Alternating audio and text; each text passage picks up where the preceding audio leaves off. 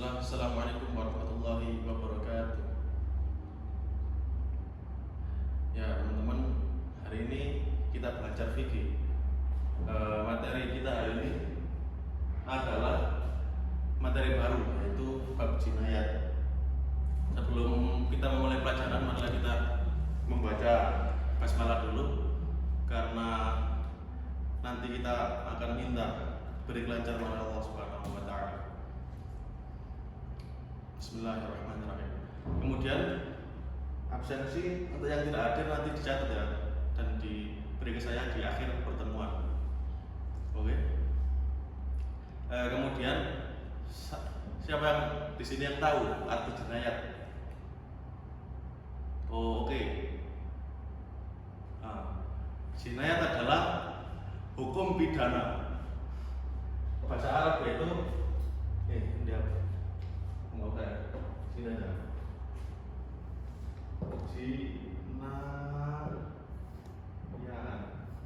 Nah, ini kata bahasa Arabnya. Artinya adalah hukum pidana. Hukum pidana banyak di dalam hukum Islam ya. Ada hukum pidana pelaku zina, perzinahan atau pencurian, kemudian minuman miras, dan apa lagi? Takzir, dan hukum penjahat. Nah, kita akan jelaskan satu-satu lewat hadis ya. Nah, yang hukum pelaku zina itu tertera di surat An-Nur ayat kedua. Bisa dilihat, kalau yang bawa Al-Quran bisa dilihat. Nah, di situ tertera firman Allah Subhanahu wa Ta'ala, Bismillahirrahmanirrahim, az-zaniyatu waz-zani fajlidu kulla wahidin minhuma mi'ata jaldah. Yaitu pezina perempuan dan pezina laki-laki akan dihukum masing-masing berapa? 100 cambukan. Nah, di hadis juga diterangkan bahwa hukum cambuk itu bagi pezina yang belum menikah, dan hukum yang sudah menikah dan dia berzina, maka hukumannya adalah rajam sampai meninggal. Kemudian ada hukum pencurian, itu tertera di surah Al-Maidah, insyaallah. Itu yang artinya bahwa pencuri itu dipotong tangannya. Kemudian ada hadis yang menerangkan bahwa pencuri yang dipotong tangannya itu harus mencapai jumlah kalau di zakat itu nisab. Ada jumlah ukurannya gitu. Misalnya 1 dinar. Barang siapa yang mencuri di 1 dinar atau 2 dinar nilainya, itu termasuk potong tangan. Nah, jika diterapkan di negara ini ya, misalnya ada yang mencuri HP gitu, itu harganya berapa? Misalnya 2 juta, itu bisa diberlakukan potong tangan. Tapi ya gitulah, negara kita belum menerapkan hukum Islam. Kemudian hukuman menuduh, nah ini juga di surah An-Nur ya, bahwa menuduh perempuan baik-baik berzina atau muhsanah. Nah, itu ada dijelaskan. Kemudian minuman yang memabukkan atau minum khamr, bisa kita lihat di hadis di Bulughul Maram bahwa hukuman bagi pemabuk adalah 40 kali cambukan.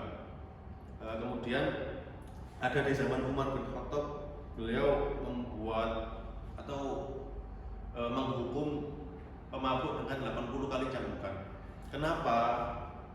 Alasan Umar adalah jika 40 kali itu dua pecut gabungan, tapi kalau 80 itu 1. Nah, itu. Kemudian takzir.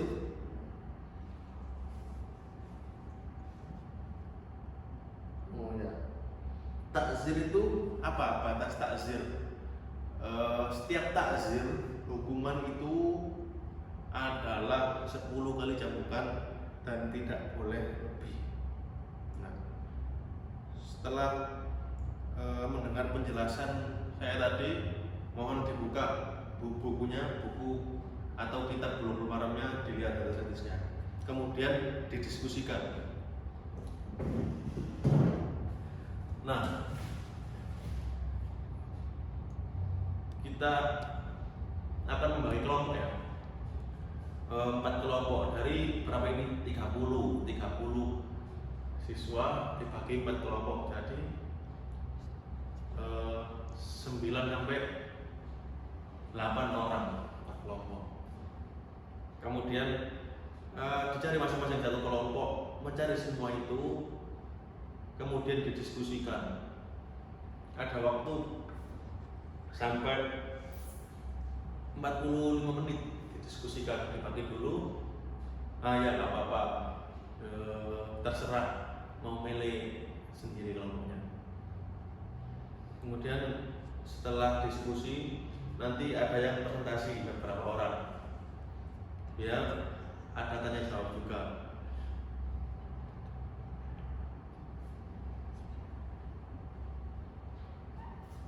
Oke, sudah diskusinya. Siapa yang mau maju? Oke, kelompok 2 dulu ya. Ya. Kelompok 2 silakan maju presentasi. Nah, setelah kelompok 2 presentasi, mungkin ada tanya jawabnya. Ada yang ditanyakan ke kelompok 2.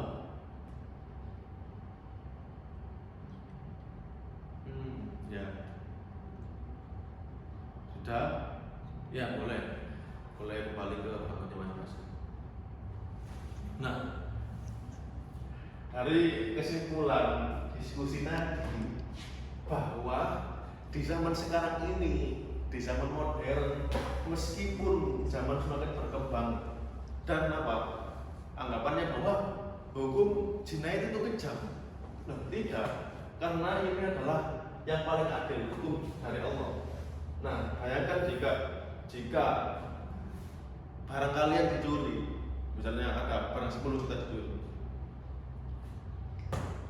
kamu emosi apa tidak? Nah, itulah yang diterapkan oleh Islam untuk menghukum pencuri-pencuri.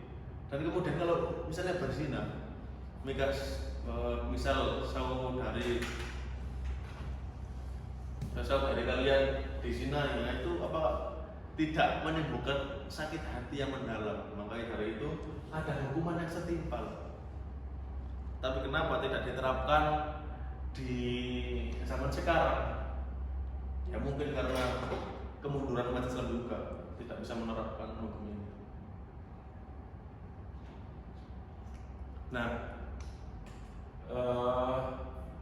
mungkin itu aja ya penjelasan jinayat hari ini. Kemudian kalau tugas mungkin nggak ada, cuma kalian diskusi aja dan membaca hadisnya ya. Mungkin sekian dari saya, sudah cukup hari ini. Mari kita ucapkan alhamdulillah bersama-sama. Alhamdulillahirabbil alamin.